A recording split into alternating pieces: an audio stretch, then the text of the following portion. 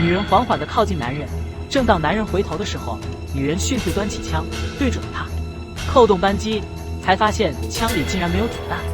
男人咧嘴一笑，直接把女人推倒在地，抓住她的头发往水里猛按。女人趁机夺过男人腰上的刀，直接扎了过去。复仇战机是2017年上映的犯罪惊悚片，是法国女导演克拉丽·法尔雅惊艳国际影坛的处女作。本片被誉为女力版的《荒野猎人》，女主的性感火辣身材更是无人能敌。这个女人叫丽莎，缓缓地从飞机上走下来，嘴里含着棒棒糖，戴着一副酷酷的墨镜，俨然一个性感尤物。只要是男人都会被她吸引。一个男人看着她奇怪的笑着，随后老头偷偷地给小伙一包药粉，神秘一笑，貌似一切尽在不言中。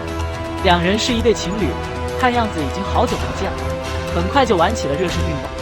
这个男人叫大卫，早已结了婚，丽莎不过是他的情人。次日一早，丽莎听着歌扭进了客厅里，拿起苹果吃了一口，刚转过身来，吓得她一哆嗦。只见两个猎人站在玻璃前，正不怀好意地盯着自己看。于是他赶忙叫来大卫，原来两人是大卫的朋友胡子哥和小胖。大卫约他们一起打猎，这时丽莎才放心地离开。胡子哥看着丽莎这迷人的身段，两眼发光，他独自拿着丽莎咬过的皮肤，满心欢喜。夜幕降临，三男一女聚在一起，胡子哥主动跟丽莎靠近，胖子则拿着望远镜直勾勾地看着丽莎。这时大卫拿出了那包药剂，说这东西是强力的止疼药，并交给了丽莎保管。女人则把东西藏在了自己的项链中。为了让大家开心，丽莎还跳了一段热辣的舞蹈。她想拉着大卫一起跳，但大卫拒绝了。她不得不邀请胡子哥。胡子哥咧着大嘴，开心不已。看着这么漂亮的美女搔首弄姿，胡子哥忍不住伸出了咸猪手。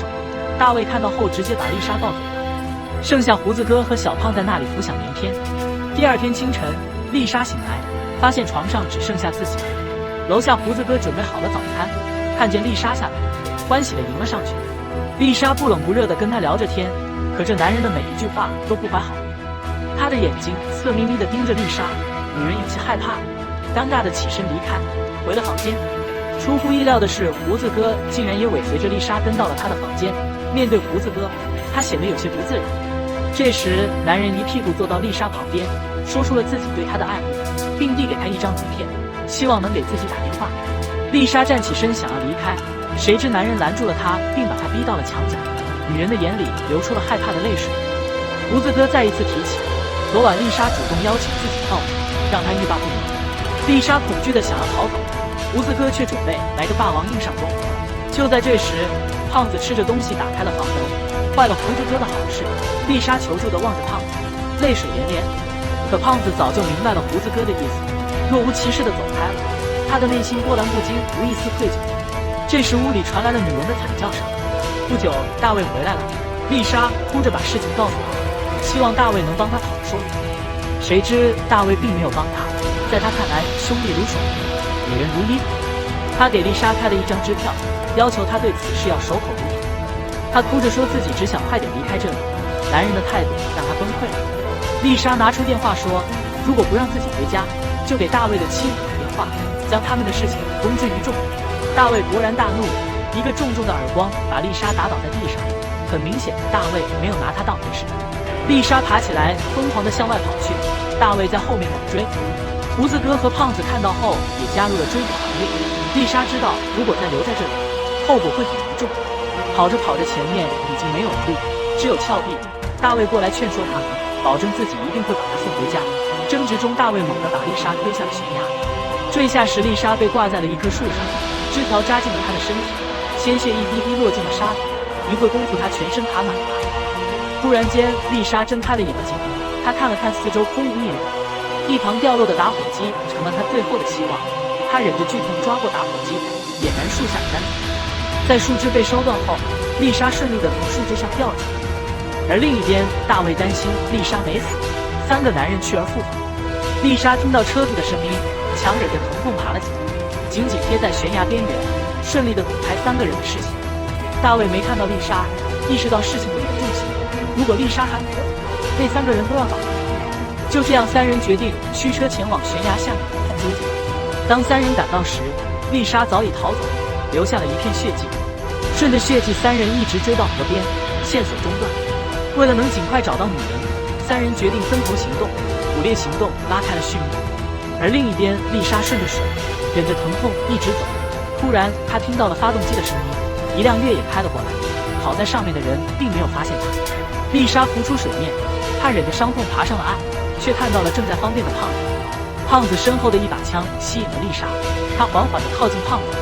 正当她回头的时候，丽莎迅速端起了枪，对准了他，扣动扳机，才发现枪里竟然没有子弹。胖子咧嘴一笑，直接把丽莎推倒在地，抓住她的头发往水里猛按。丽莎慌乱中趁机拿了胖子腰上的匕首，直奔他而去，2下解决了胖子。她冷静地看着胖子，谁也不知道这只是个开始而已。丽莎骑上了胖子的交通工具，拿走了他所有的物品，躲进了一个山洞。她吃了藏在项链里的强力止痛药，用打火机给匕首消毒，再用匕首插在易拉罐上，用火苗烧烤易拉罐的铁皮处理了伤口，并把猎枪装好了子弹。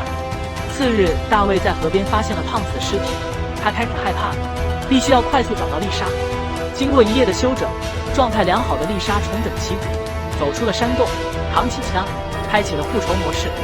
她的眼睛里充满了杀气，这必定是一场你死我活的战争。她用望远镜看到了胡子哥开的车，于是一路尾随。恰巧胡子哥的车没有了，他不知道一个冰冷的枪口在暗处瞄准他。就在他给车子加油的时候，丽莎向他开了一枪，结果射偏了，并没打中要害，而自己反被震倒在地上。等拿起枪走过去，发现胡子哥早就跑了。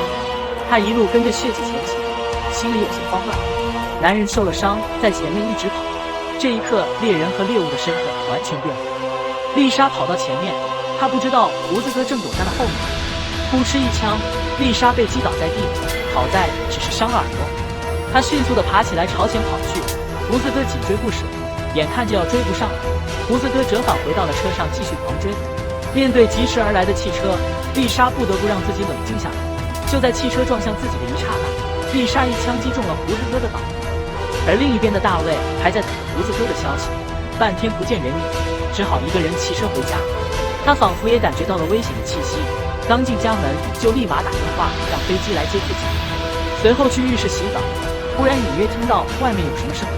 他拿起枪慢慢走了出去，看了一圈，根本没人，这下放心了。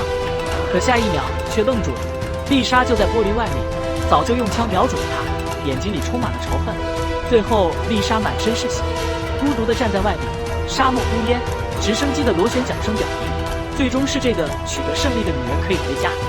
可笑的是，3个男人都有猎人的身份，本想用打猎的方式来掩盖杀戮，最后却死于猎物之手，可谓是温柔性感又火辣，变身战机叫人怕。大管猎枪崩3人，欺负女性不是人。